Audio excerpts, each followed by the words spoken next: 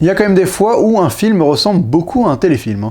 Bonjour à tous, je suis Critique Masqué et aujourd'hui je vais parler de Sous le même toit, le dernier film de Dominique Farrugia avec Gilles Lellouche et l'ancienne Miss Météo, Louise Bourgoin, qui raconte l'histoire de Yvan et de Delphine, qui sont donc deux quarantenaires avec deux enfants, qui se séparent au début du film. Delphine quitte Yvan, elle demande le divorce, parce que Yvan est un peu un gros loser, un peu une merde, c'est un peu un personnage un peu merdique, enfin humainement, voilà, donc elle en a marre, elle le quitte, et Yvan tombe dans une espèce de descente aux enfers où il est à deux doigts de devenir clochard, et il a une idée, il se dit mais en fait j'ai 20% de la maison qui m'appartient, donc je vais aller vivre chez mon ex-femme, parce qu'il y a 20% de la maison qui m'appartient. Donc ils se retrouvent à cohabiter, voilà, comme le laisse suggérer cette magnifique affiche avec cette trait. Donc c'est un espèce de mélange en fait entre le film La Rupture avec Jennifer Aniston et Vince Vaughn, d'ailleurs il y a exactement la même affiche, enfin même concept, et L'économie du couple, que je n'ai pas vu, mais qui est sorti l'année dernière. Alors je pense que L'économie du couple traite le même sujet mais de manière un peu plus sérieuse. Là on est quand même dans de la comédie, voilà, la fameuse comédie sur des quarantenaires un peu mal dans leur vie, qui a pas grand intérêt, hein, faut avouer, c'est très très proche d'un téléfilm, et c'est intéressant de se poser la question, qu'est-ce qui différencie un film de cinéma d'un téléfilm? Parce que là, à part les acteurs qui sont donc des acteurs qu'on a plus souvent tendance à voir au cinéma, Louise Bourgoin et Gilles Lellouche, l'histoire et la manière d'être mise en scène et tout ce que le film propose n'apporte rien de plus qu'un téléfilm qui pourrait passer sur TF1 le lundi soir.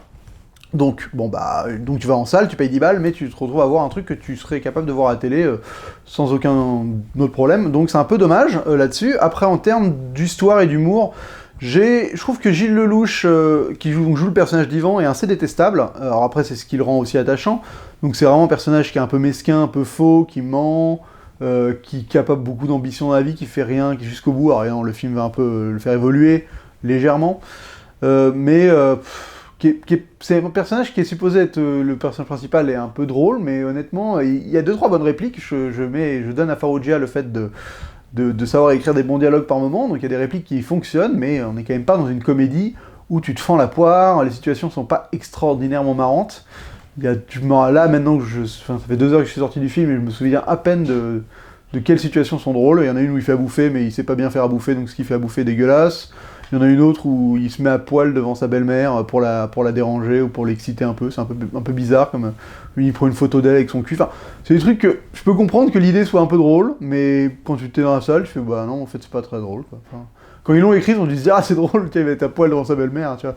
Mais en fait, l'exécution du truc fait que t'en as un peu rien à caguer. Et Gilles Lellouche cabotine bien comme il faut dans son rôle. Il y met de la joie, donc. Ça fonctionne, je pense qu'il peut être attachant, il y a un côté où son rôle fonctionne grâce à lui, et à la fois ça le dessert parce qu'il en fait peut-être un peu trop. C'est une espèce un équilibre qui est pas toujours bien trouvé, donc j'ai pas été vraiment conquis par ce rôle. Louise Bourgoin n'est pas très drôle en fait, elle essaye pas plus que ça, c'est un peu beaucoup d'humour qui joue sur un duo, le fait qu'elle soit un peu la rabat-joie et lui soit un peu l'excité de service, qu'il fasse des blagues, tout ça. Mais elle est pas très drôle, donc c'est un peu son rôle de casser l'humour, mais elle apporte vraiment, elle est jolie, elle joue bien, elle joue pas mal, mais elle est pas drôle. Voilà, donc Louise Bourgoin, je pense. Mais c'est vrai qu'en fait, je me rends compte qu'elle a pas fait beaucoup de comédies avant ça. Elle s'est retrouvée dans des films qui n'étaient pas réellement des comédies, donc elle est pas forcément hyper bien adaptée à ce registre, malgré le fait qu'elle était plutôt rigolote en Miss Météo de Canal il y a une dizaine d'années déjà. Oh, ça me vieillit. Il y a Manu Payet qui joue le même rôle qu'il jouait dans L'amour c'est mieux à deux, genre l'espèce de pote que tard. Qui a 2-3 bonnes répliques, mais qui est genre, voilà, le queutard. Il y a Marie-Lou Berry, qui ne sert à rien, enfin, qui est juste la meilleure pote de Delphine, mais tu vois. Donc les personnages secondaires sont très peu existants, ont pas vraiment d'univers. Il y a une séquence où, par exemple, Delphine, elle dit des vérités à des gens, mais vu que tu les as jamais vus avant, tu t'en fous réellement. Et c'est un peu le défaut du film, c'est qu'il n'arrive pas du tout à te créer d'univers autour de ces deux personnages et de ce qui leur arrive, quoi. Tu t'attaches à pas grand monde. Tu comprends pas ce qu'ils faisaient. En fait, t'y crois pas à leur histoire d'amour d'avant, de comment parce que ça fait genre 15 ans qu'ils sont ensemble, ils ont des enfants et tout. T'y crois pas vraiment, tu te dis, mais. Enfin. Comment ils étaient amoureux? Enfin, montrez-moi. Et vu qu'ils te le montrent jamais, qu'ils te le font comprendre par des scènes où ils racontent leur rencontre, tout ça, et qu'en plus ça a même pas l'air si terrible que ça, t'as un peu de mal à croire, et vu que le film commence de manière. Alors ça, je déteste. Le film commence par la fin, et ils reviennent au début. Alors, il y a ce premier truc qui est typique des comédies actuelles où ils le font tous. Donc ça, à la limite, ok. Et en plus de ça, ils rajoutent une autre couche parce qu'ils rajoutent une autre fin. Enfin, C'est-à-dire qu'après, t'entends des gens raconter une histoire et ils reviennent au début. Donc c'est-à-dire que ça n'a aucun sens, ça n'a aucune justification, à part pour pseudo-rythmer le récit, mais de manière... Enfin, ça n'apporte rien. Tu pourrais enlever ces séquences qui sont dans un mariage à la fin, où différents groupes racontent un peu ce qui se passe.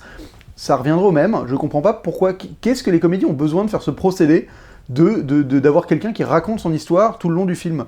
Je ne comprends pas, c'est pour se donner une liberté au montage, au cas où c'est mal écrit, Parce que là, récemment, il y a Max et Léon qui l'a fait, il y a Aladdin, il y a Brice 3, il y a... Bon, le principe des babysitting, c'est pas vraiment ça, mais c'est un peu ça quand même. Enfin, toutes les comédies utilisent ce procédé-là actuellement, et je comprends pas en quoi ils considèrent que c'est utile, intéressant, et que ça apporte quelque chose au film, quoi, de faire que les personnages racontent l'histoire, et donc tu fais des coupes de temps en temps, tu reviens sur deux mecs qui racontent, qui disent « Eh ben en fait, ça s'est passé comme ça », et après tu reviens dans le flashback.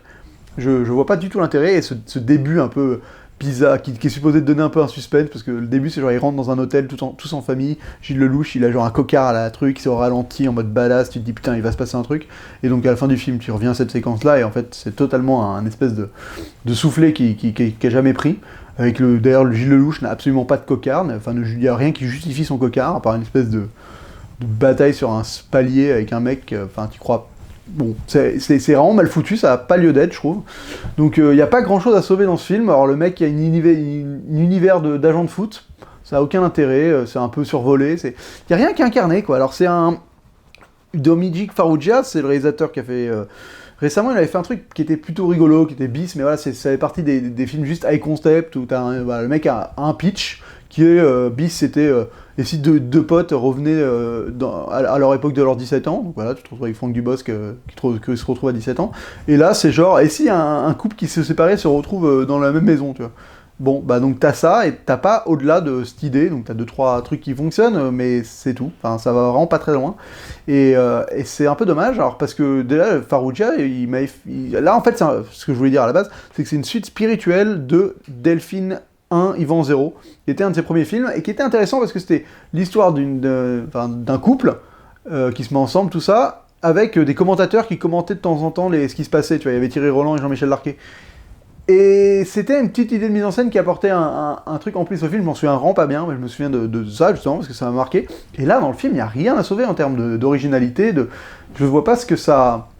Comment ça peut être produit? Qu'est-ce qu'on se dit? Ouais, c'est vraiment une bonne idée de faire un film comme ça c'est générationnel, je sais pas. C'est vraiment de la petite comédie pantouflarde qui apporte pas grand-chose à grand monde. Donc c'est pas dérangeant, c'est juste... il se passe rien, quoi. Enfin, il y a rien qui me justifie d'aller voir ce film au cinéma. Pour moi, tu zappes dessus, tu tombes dessus un lundi soir sur M6, et tu fais « Ah oui, putain, ouais, pourquoi pas, je regarde !» Et tu passeras un moment pas désagréable, quoi, mais au cinéma, ça n'a vraiment aucun intérêt, quoi. Honnêtement, voilà, donc il y a l'interphone qui vient de sonner. Écoutez, je vais lui donner la note de 1 masque sur 5, parce que voilà, c'est pas honteux, mais c'est vraiment pas terrible du tout. Donc je vous le déconseille d'aller voir ça au cinéma. Si vous avez tout vu et que vous payez pas votre place, pourquoi pas, mais d'aller mettre un peu d'argent là-dedans, c'est quand même un peu dommage. Je pense qu'il y a plus intéressant. Je sais pas pourquoi j'y suis allé. J'aurais dû aller voir autre chose, parce qu'honnêtement, je voulais changer, je voulais voir une petite comédie après avoir été voir des films de super-héros et de science-fiction. Voilà. Donc bah écoutez, c'est tout pour cette vidéo. On se retrouve très vite pour une prochaine vidéo, et d'ici là, bonne toile!